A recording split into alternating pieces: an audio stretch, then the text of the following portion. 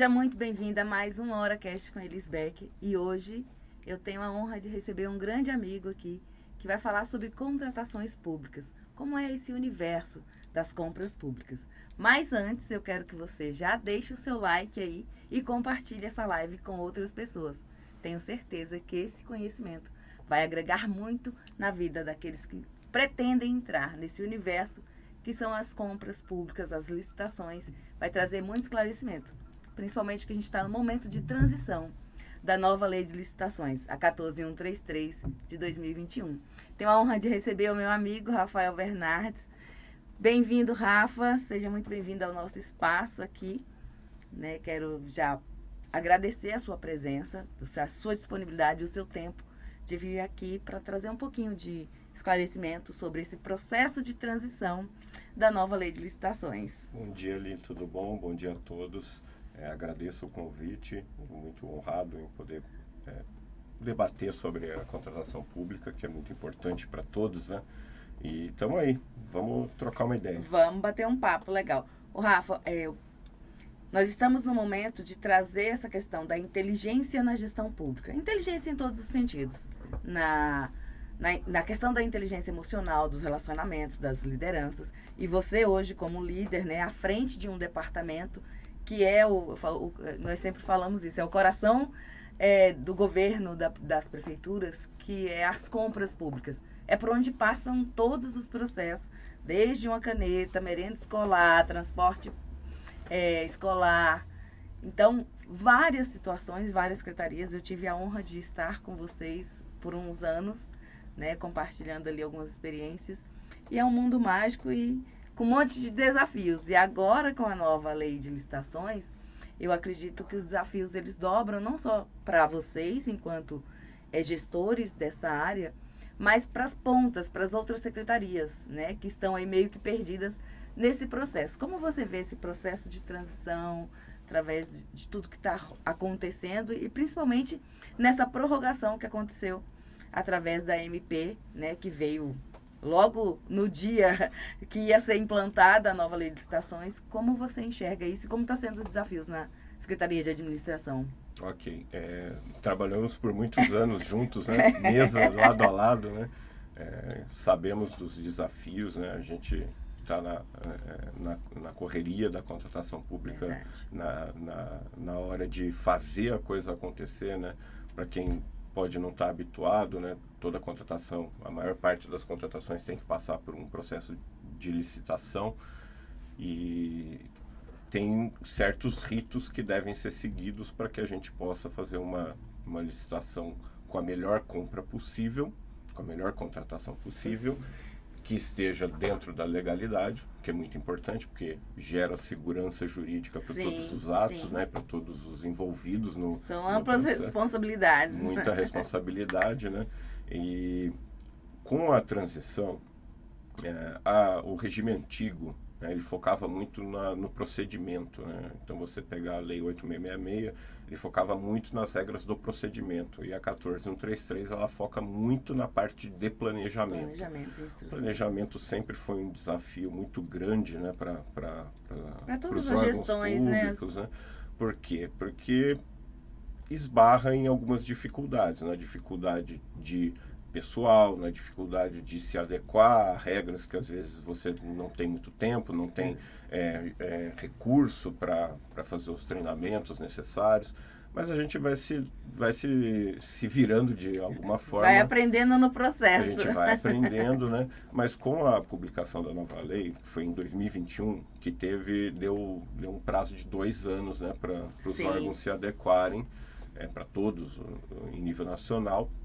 E lá em 2021 a gente publicou, uma portaria conjunta, em que começamos a estudar a nova lei e fazer as implementações dentro da nossa capacidade. Sim. É importante falar que houve a participação de secretarias chave do governo, como a Secretaria da Administração, Secretaria de Gestão e Controle, nós tivemos a Procuradoria, a Secretaria de Justiça, todos eles participando ali num debate bem acalorado e de aprendizado. Não, e o que foi legal nesse processo, que eu entendo, é que não só vocês fizeram esse colegiado, específico para tratar desse momento de transição, dessas mudanças desde 2021, como vocês oportunizaram as outras pastas a opinarem, olha, a gente tem alguma observação que vocês gostariam de fazer, a gente está tendo esses estudos.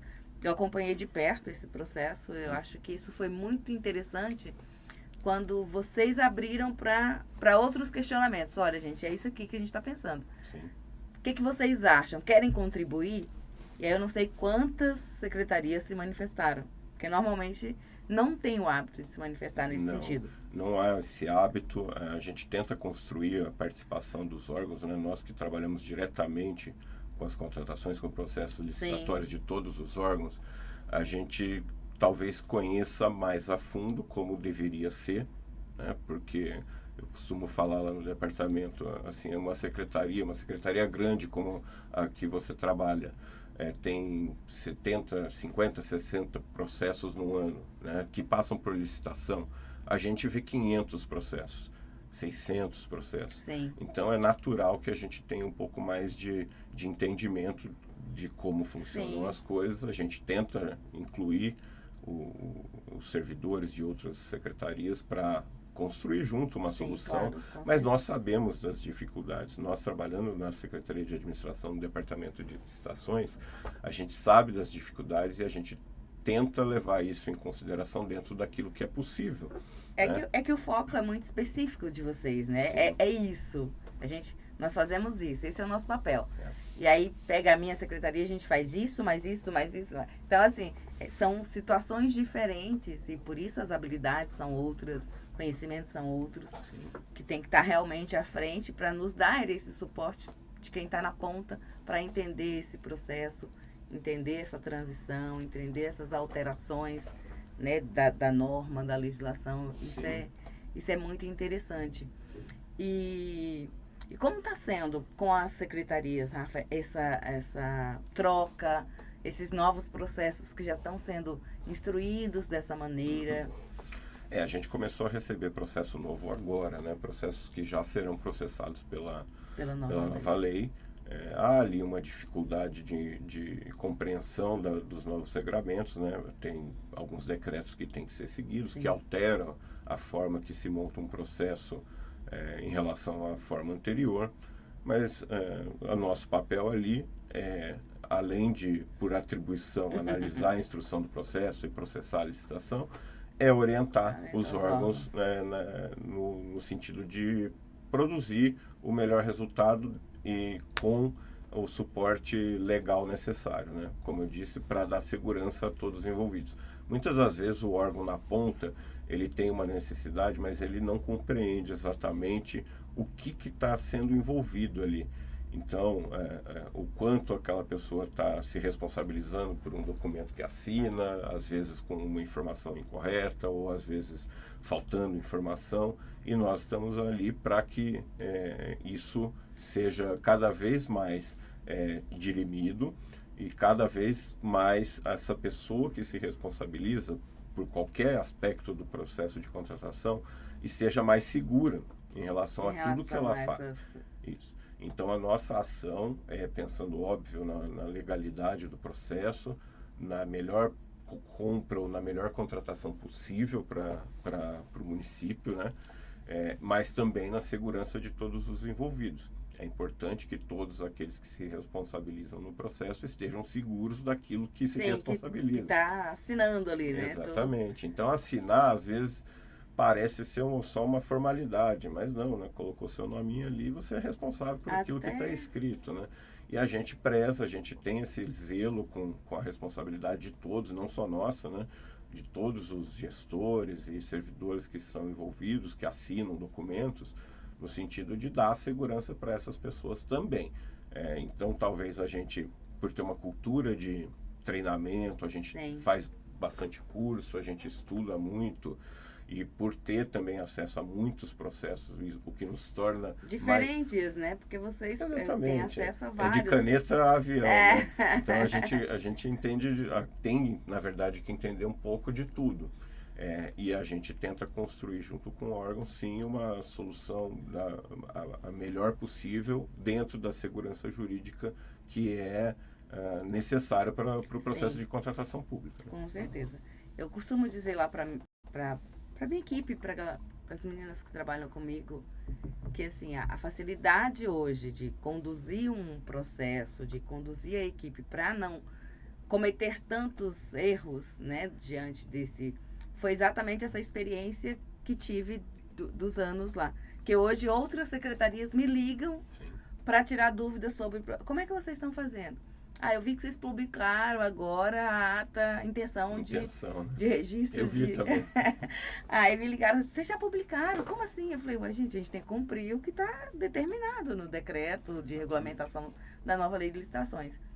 Então, não só essa experiência é boa, essa relação que a gente tem é muito boa de ligar para você e falar, ó, preciso que você senta aí com a minha equipe e explique, porque a gente está com dúvidas. Sim. E talvez as outras pessoas não tenham ainda essa expertise de falar assim, não, eu preciso ir lá ouvir realmente, porque eu sei que essa era uma das grandes dificuldades que eu tinha enquanto pregoeira. Sim. Né? De o órgão não vir, a gente chamar, olha, a gente precisa conversar sobre o processo, alinhar. Então, hoje eu estou criando essa rotina. O que eu queria trazer para você, não sei como é que vocês estão pensando, tanto a nova lei de licitações quanto o decreto de desburocratização, né, que o prefeito de Campinas trouxe para nós trabalharmos, ele traz algo que eu acho que é fundamental, padronização. Sim. Porque nós sempre trabalhamos com padronização de documentos, né, para instruir um processo. E eu estou trabalhando isso dentro da nossa pasta, só que eu queria que viesse, tipo, eu te pedi um documento padrão. Eu falei, como que está sendo construído os documentos padrões? E de pensar isso em conjunto, né? Se tem algum pensamento já nesse sentido de criar alguns documentos de instrução, como nós temos do governo federal, né? Que eles já disponibilizam lá tudo no padrão, você só vai alterando ali o que precisa ser alterado. Sim. O sistema SEI facilitou muito a inclusão desses documentos. A gente pode pensar em algum documento, além dos que a gente já tem. Ou eu pensei em fazer um checklist de processo mesmo, sabe assim? Como é que começa? É o ofício que eu falei. Como a gente tem outros departamentos, né? É o ofício do diretor para a equipe de coordenadoria, que vai fazer o estudo da demanda, ou é o coordenador de uma determinada oficina que fala, olha, diretor, eu preciso desse material. E aí o diretor fala, então tá bom. Aí faz o estudo técnico aí pra gente ver se compra ou não. Então, como que vocês veem isso, assim, dentro da secretaria? Tem um padrão entre todas as secretarias? Não tem? Qual é o caminho que as secretarias devem se modelar, por exemplo? É importante também lembrar que lá no decreto de 2005, né, o 15291, que tratava da instrução do processo, ele também deu um salto de qualidade quando foi instruído, foi criado um documento chamado checklist, né, na linha do que você está falando. Se não me engano, em 2009, 2010, ele foi criado, um pouquinho depois do decreto. Isso já deu um salto de qualidade na instrução do processo, porque ele funciona como um guia para os órgãos, né? E agora, com a nova lei, a gente já atualizou os checklists também nesse sentido, para que ele seja um guia. Então, o órgão, na hora de fazer a instrução do processo, ele abre o checklist, ele sabe o que tem que ter ali no processo, pelo menos, né? Pelo menos o mínimo, o que tem que né? ter. O mínimo necessário. Exatamente. E a gente vai criando alguns modelos para que o órgão tenha onde se suportar na instrução do processo. Por exemplo, a gente criou um formulário de condições para edital, além do checklist, que é um guia. Nós temos o nosso modelo de termo de referência, que não está como um modelo no sistema eletrônico, mas que pode virar um modelo de sistema eletrônico. É uma coisa que a gente vai construindo aos poucos.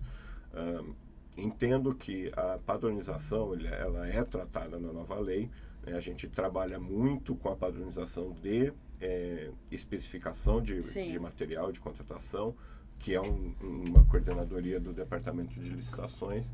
A gente tenta também passar essa cultura para os órgãos para que eles entendam aquilo que ele está pedindo, né? Entendam aquilo que eles estão pedindo, a real necessidade, se possível, se adequem a algo que já está estruturado, algo que já está padronizado, E se não for, aí a gente precisa achar uma solução, codificar o material, às vezes é uma coisa nova que nunca se contratou, enfim.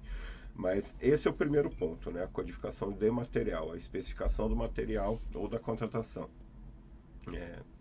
O passo seguinte seria um processo padronizado, né? Que é na linha também do que a nova lei propõe, né? Que haja processos Sim. padronizados. No governo federal tem. Então, por exemplo, vai comprar água mineral. Você abre um processo de compra de água mineral. Ele já vem todo instruído, com tudo que precisa. Só que aí, imagino eu que nós precisamos de um sistema que dê suporte para isso. Exatamente. Hoje o SEI, né, que é o nosso processo eletrônico, que substituiu aquelas pastas aquelas pastas que ficavam em cima da mesa, né?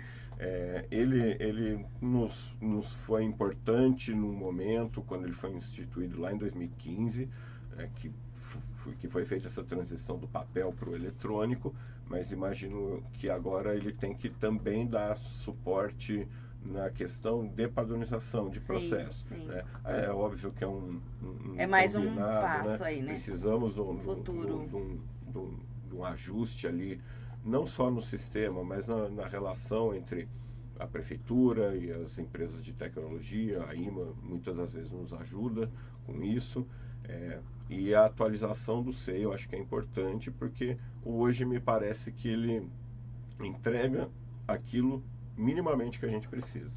E talvez o SEI ele tenha que entregar algumas outras ferramentas ali para que seja possível ser padronizado. Entregar um processo padronizado. Por exemplo, você vai comprar uma coisa, você inicia um processo e já escolhe qual que é o tipo de compra que você quer, ele já vem preenchido, enfim. Isso fica para esse povo de tecnologia. Já fica a dica. Fica a dica aí. Para a galera daqui da IMA, para poder pensar conosco aí nessa forma inteligente de fazer a gestão pública de contratações, de compras, né? Seria o ideal, isso, né? O mundo ideal. Ô, Rafa, como que você vê essa questão da prorrogação, né, através dessa medida que aconteceu, para conseguir implementar a nova lei de licitações? A gente entende que os municípios pequenos teve uma série de dificuldades. Eu participei de algumas reuniões da Frente Nacional dos Prefeitos, e uma das grandes dificuldades é capacitação, pessoas, né? Eu recebi algumas prefeituras lá na secretaria pedindo alguns modelos, porque eles estavam com problemas dentro da sua pasta de poder montar isso. Eu não sei o que fazer. Tipo assim, eles chegaram meio perdidos. Eu falei, olha, é a realidade do município de Campinas. Vocês têm que adequar à realidade de vocês. O objeto que a gente fez foi esse, a gente está trabalhando com isso, mas a gente tem decretos. Então eu passei, esses são os nossos decretos, né, que regulamenta, e tem a fase de transição, mas é vocês como município. A realidade é diferente. Como é que você enxerga essa medida que aconteceu, e isso vai resolver no seu pensamento? Você acha que esse prazo vai resolver? Bom, vamos lá. Eu entendo que cada órgão tem sua capacidade de suportar mudanças. Claro que há uma responsabilidade dos gestores, né? Então, mas não dá para pensar que uma prefeitura menor vai ter a mesma capacidade que a Prefeitura de Campinas. Sim. E que a Prefeitura de Campinas vai ter a mesma capacidade do governo federal. Então, todos têm suas dificuldades. E o próprio governo federal tem suas dificuldades também, com toda a estrutura que tem em mãos, né? 2 anos, quando saiu, né, parecia uma eternidade, né? E lá em maio, né, porque a lei foi publicada em 1º de abril de 21, mas em maio eu já falava, nossa, 2 anos vai ser rapidão. Você nem vai ver, vai chegar. Já chegou. E chegou, né? Eu não acho que 6 meses vai resolver o problema de estrutura dos órgãos que nem pensaram em como fazer essa mudança.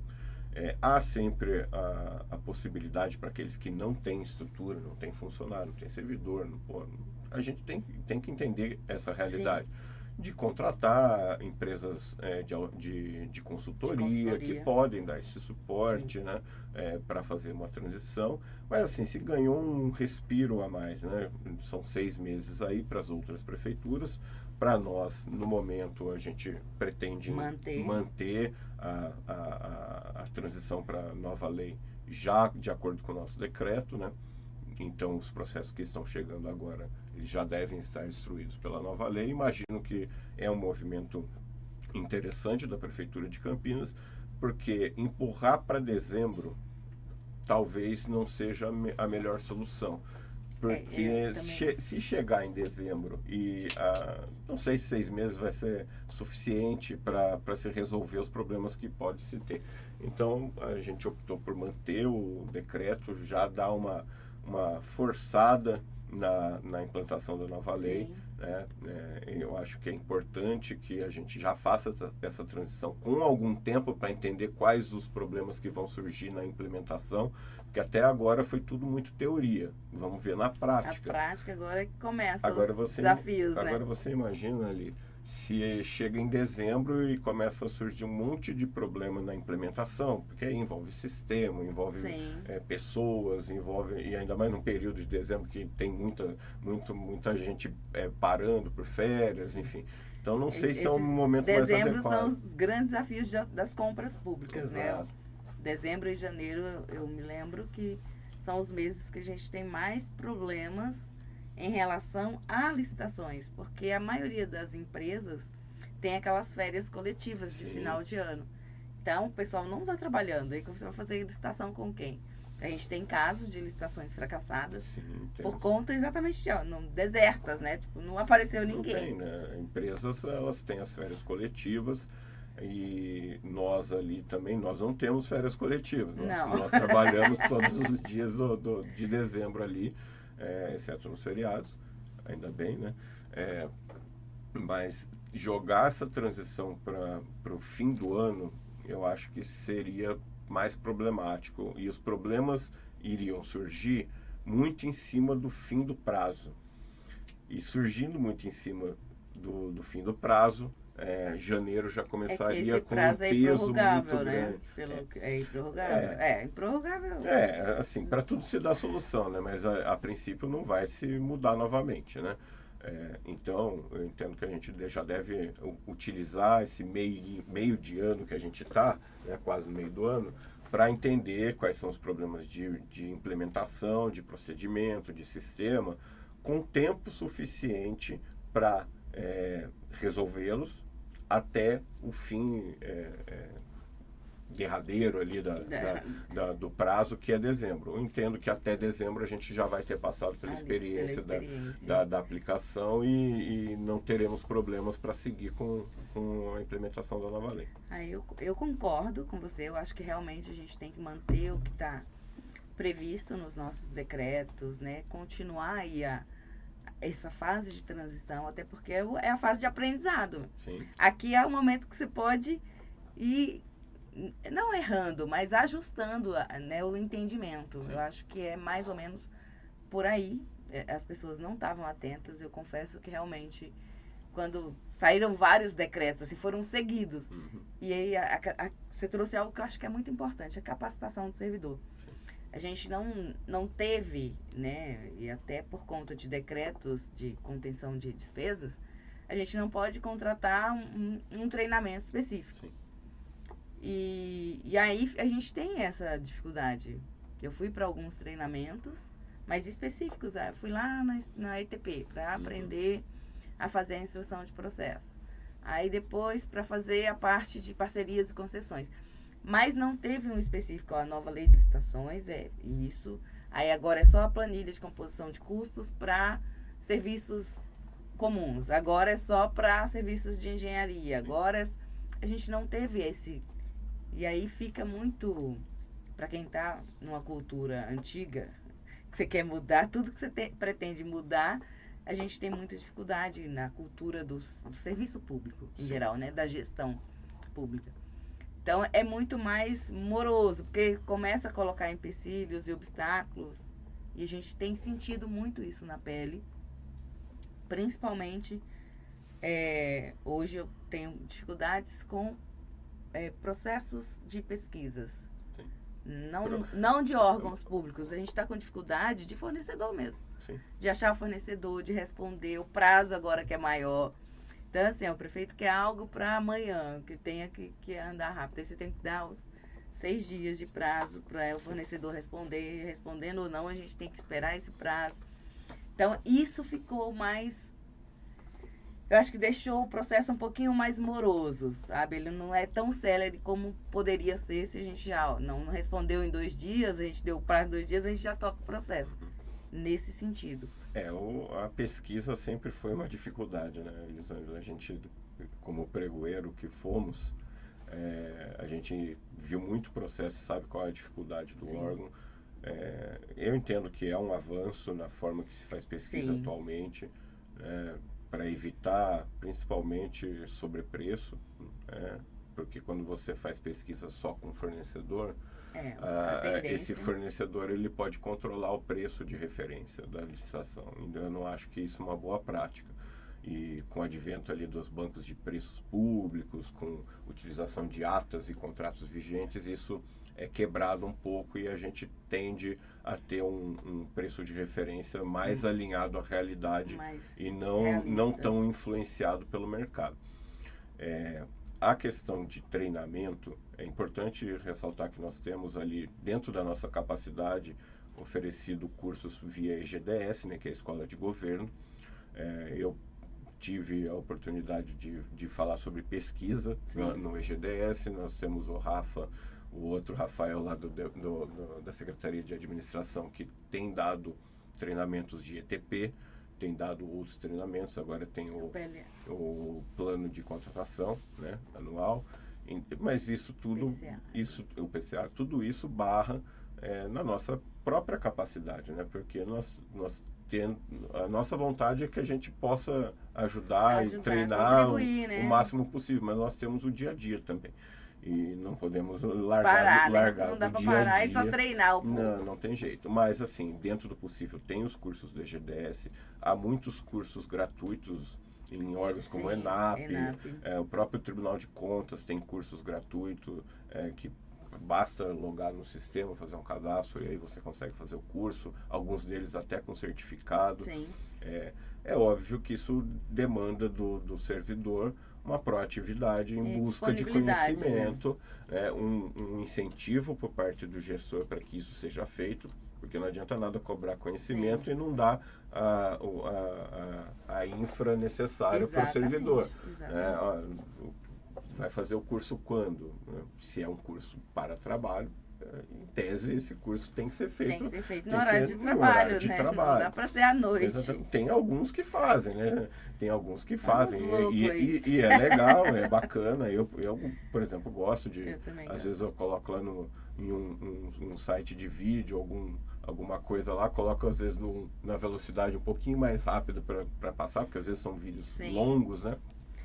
Mas a busca por esse conhecimento é importante para o servidor e o incentivo a essa busca de conhecimento é importante para que o gestor entenda essa necessidade e entenda que o servidor não vai saber das coisas sem esse treinamento. Exatamente. Tá certo que a gente, via Secretaria de Administração, a gente instrui os órgãos no máximo possível, mas... O treinamento formal também é importante. É necessário. Eu costumo dizer que é necessário. Eu vivo colocando o povo lá para treinar. Vai treinar, porque eu falei, eu não estou fixa aqui nesse lugar. Uma hora eu vou sair daqui. E aí vocês têm que saber. Assim, todo o processo ele precisa ser construído para ser replicável.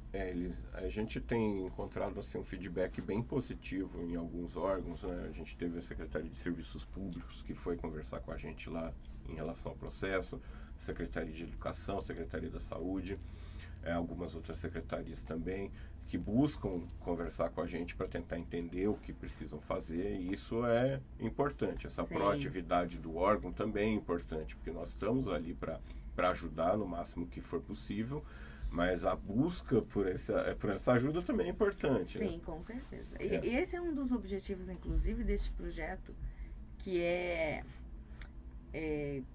estreitar as relações entre as secretarias, para entender, porque a gente trabalha, quantos anos a gente não passa? Você não sai para ir no andar de cima ou de baixo para entender um pouquinho, passar um tempo ali com o pessoal, entender, né? E tudo acontece na Secretaria de Administração. Nós fizemos isso várias vezes por livre, espontânea vontade. Ó, vamos em tal secretaria, vamos conversar, vamos entender como é.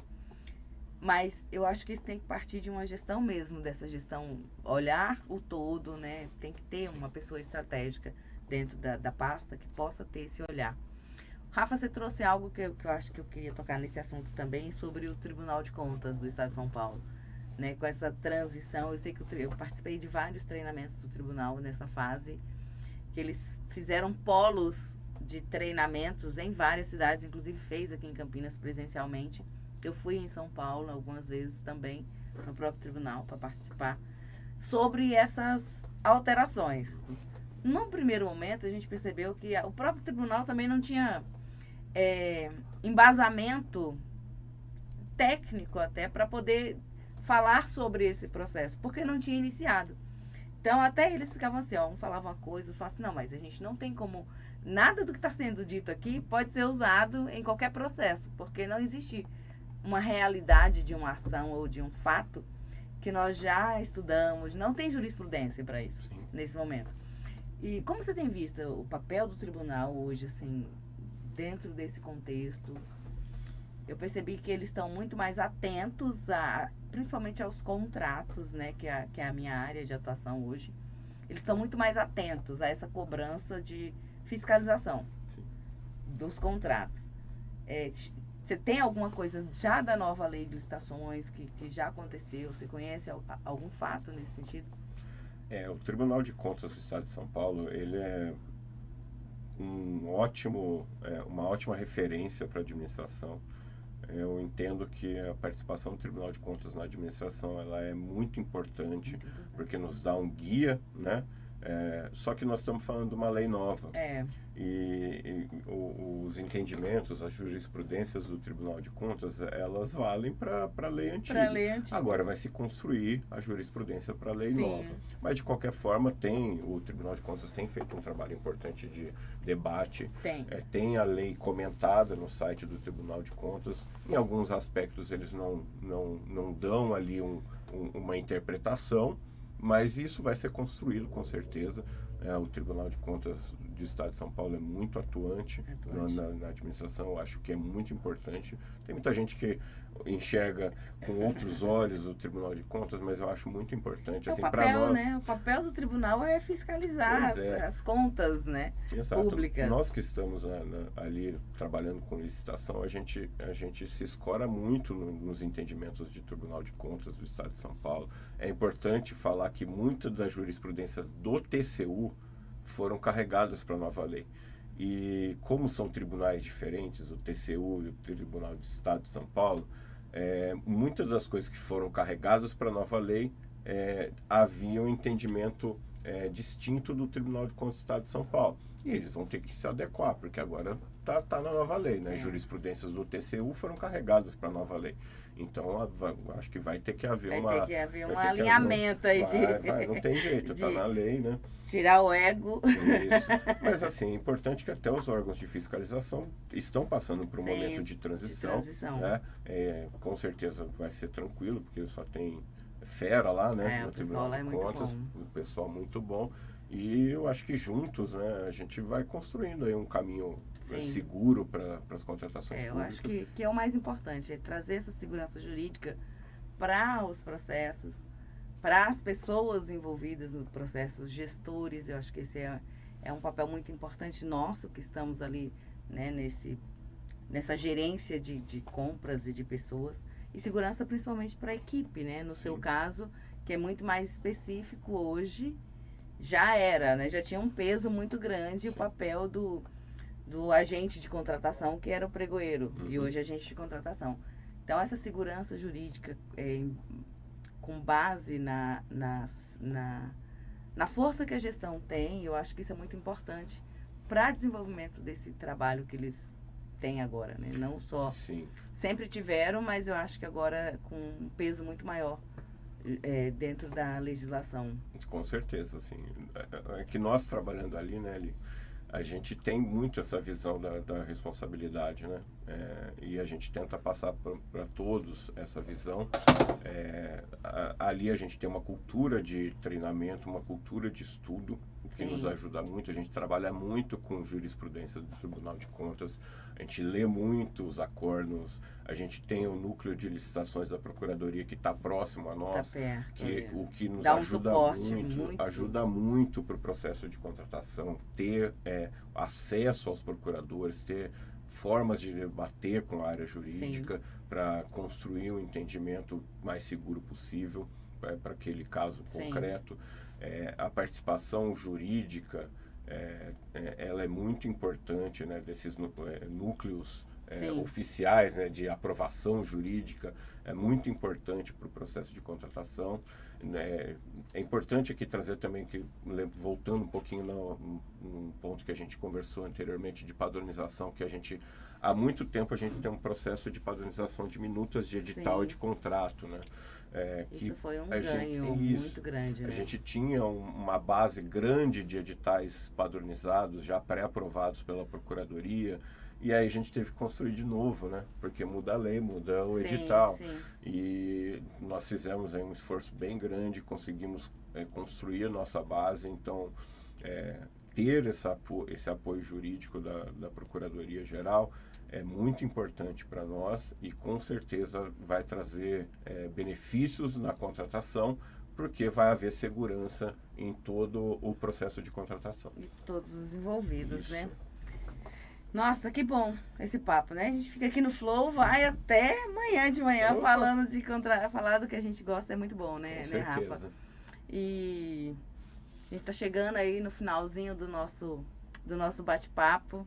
Quais são as dicas que você deixa aí, principalmente nesse momento que tá chegando muita gente nova, né, para os serviços públicos através de concurso, né? A Secretaria de Desenvolvimento, Gestão de Pessoas está trazendo, né, novos conceitos sobre gestão de pessoas e isso está crescendo muito. E tem muita gente nova chegando, Sim. Né, com outro gás, com outra mentalidade. É um novo ciclo na gestão pública. Como que você está enxergando isso? Você que ampliou tanto a equipe de vocês lá agora, né? Tem bastante gente. Então, como que está sendo esse processo, né, de construção para que as pessoas fiquem, né? Se apaixonem, porque o grande desafio hoje dos gestores é não só trazer pessoas, mas fazer com que elas tenham essa sensibilidade de gostar do que fazem, entender o que é o serviço público. E você recebeu muita gente nova, e nova de idade também, né? Sim. Tem uma molecada boa lá. Tem sim. É importante falar que eu tenho 25 anos de serviço público, né? Concursado. Tamo junto. Então, eu acho que o desafio do gestor é fazer com que essas pessoas novas se apaixonem por aquilo que trabalham, que tenham um objetivo a ser alcançado, que tenham uma meta a se construir. Porque senão a pessoa mais nova pode ter aquele perfil concurseiro. Se ela não pega gosto pela coisa, a primeira oportunidade ela vai embora. É uma característica dessas pessoas mais novas, dessa geração, de não ficar muito nos lugares. Só que se a pessoa está tentando... Só viver as experiências, né? Mas se ela está entrando no serviço público, ela tem que entrar no serviço público por uma missão. Né? É óbvio que é importante a questão da vida pessoal da pessoa, mas é uma missão trabalhar no serviço público. Então, o que eu tento passar para esse pessoal novo é a importância dessa missão, do que representa o nosso trabalho, que nosso trabalho não é o salário no fim do mês, nosso trabalho é o que se entrega para a população. É o servir. Exatamente, nós somos servidores. Então nós sempre temos que ter em vista a população de Campinas, os cidadãos, e como consequência, óbvio, nós podemos conquistar os nossos objetivos pessoais. Claro. Mas em primeiro lugar, servir. Ter uma missão e se apaixonar, óbvio que vai muito de pessoa para pessoa, e se apaixonar por aquilo que se faz, gostar daquilo que se faz, é importante que se goste. É possível gostar sim de um trabalho que pode ser à primeira vista burocrático, mas é um trabalho que, para mim, é muito nobre, que é levar uma condição de vida melhor para os cidadãos da cidade.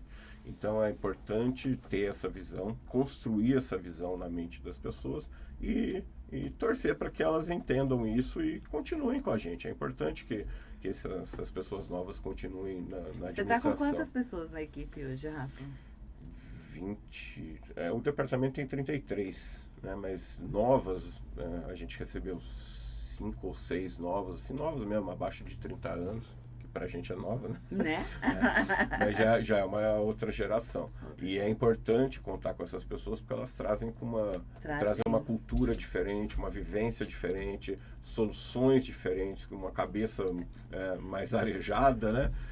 E a gente precisa, sim, dessa renovação da administração. Mais atualizada dentro do contexto geral de mundo, né? É importante. O Rafa, nós começamos com 3 pessoas na nossa equipe, né? É. Éramos em 3, né? Pois é. Grandes desafios, né? Mas valeu muito a pena. Bom, o Rafa está hoje diretor de... Mudou o nome do seu departamento? Departamento de Licitações. Era o antigo Departamento Central de Compras. Departamento de Licitações, é o pai da Bela e do Lorenzo. Sim, beijo para eles. Beijo para os meninos, esposo da Bia. Sim, beijo também. Beijo também para a Bia. Um grande amigo, parceiro de missão, né? Nesse contexto de missão, de gestão pública, de servir o público. Tive a honra de receber aqui hoje o Rafael Bernardes Peixoto. Eu sempre confundi seu nome. O nome é muito grande. O nome dele é muito grande, eu sempre confundo. Mas, Rafa, deixa aí uma mensagem que você gostaria de deixar, não só para servidores públicos, mas de uma forma geral, nesse contexto de mundo, de ser pai, servidor, né? Em sentido de mundo, o que você gostaria de deixar? Se você tivesse que deixar uma frase, um outdoor hoje, em algum lugar, o que seria? Filosófico, hein? É filosófico. Momento filosófico. Eu acho que assim, a vida é um negócio muito louco, né, Elisângela? Então a gente às vezes se perde na correria do dia a dia, né? A gente tem que fazer a correria do dia a dia para dar sustento para nossa família e cumprir as nossas missões no trabalho, mas é importante que a gente não perca a visão de mundo, do lugar bonito que a gente vive, das pessoas bonitas que a gente conhece no mundo, e tentar ser gentil e educado com todos aqueles que a gente conhece, porque o que a gente leva desse mundo é aquilo que a gente deixa como legado, não material, mas o que a gente marca no coração das pessoas. E eu acho que é importante, às vezes, a gente parar um pouquinho da correria, respirar e nos fazer uma autoavaliação se a gente está sendo bacana nesse ponto. Porque muitas das vezes a gente esquece por causa da correria, e eu acho que é bem importante que a gente entenda que o nosso legado é o que a gente deixa no coração e não de material. Né? Legal, muito bom, Rafa. Missão, identidade, né? Valores. Acho que a sua frase representa tudo isso, né? Entender isso. Eu hoje tive uma aula logo cedo que trazia um desafio para essa semana. E o desafio para essa semana é da família, na verdade, né? De você ter pelo menos 2 ou 3 refeições diárias com a sua família. Mas de sentar, de conversar, de entender o outro, né? Filhos, mãe, pais, quem tem pais vivos. E eu deixo aqui também para vocês essa missão de pegar essa semana e olhar o que é importante. Já pegando um gancho aqui no que o Rafa trouxe, dessa questão da identidade, de perceber o que é importante para você nesse momento, o que é importante estar com você, quem são as pessoas importantes. Olhar nos olhos, entender o significado da outra pessoa e estar junto. É o estar presente, né? Fugir dessa coisa da correria que você trouxe, né? A gente está tão envolvido em tantos projetos, em tantas coisas, que às vezes a gente esquece realmente de olhar nos olhos, de falar, tá tudo bem com você? Como foi hoje o seu dia? O que você fez de bom? Como você se sentiu? É enxergar o ser humano. É enxergar o outro mesmo, né? É esse olhar. Rafa, obrigada pela sua presença aqui. Foi uma honra te receber. Eu que agradeço o espaço convite. está aberto. Pode vir, pode trazer mais gente. Se quiser vir, fala, ó, tal dia nós queremos falar sobre... E tá aqui, esse espaço de segunda-feira é aberto para todos nós. que fazemos uma gestão inteligente, uma gestão pública, buscando levar esse conhecimento de amor pelo que nós fazemos, mas, acima de tudo, entender que nós somos servos. Estamos aqui para fazer exatamente isso, servir a população, servir o outro com excelência. Com Esse certeza. é o nosso papel. Muito obrigado, Elisângela. Obrigado ao pessoal da IMA pela estrutura maravilhosa. E aguardo novos convites. Tá? Estarei aqui de novo. Já está convidado. Vamos agendar a data. De novo aqui. Vamos agendar a data. Tive a honra de receber o Rafa e logo, logo vocês vão ver esse material disponível aí.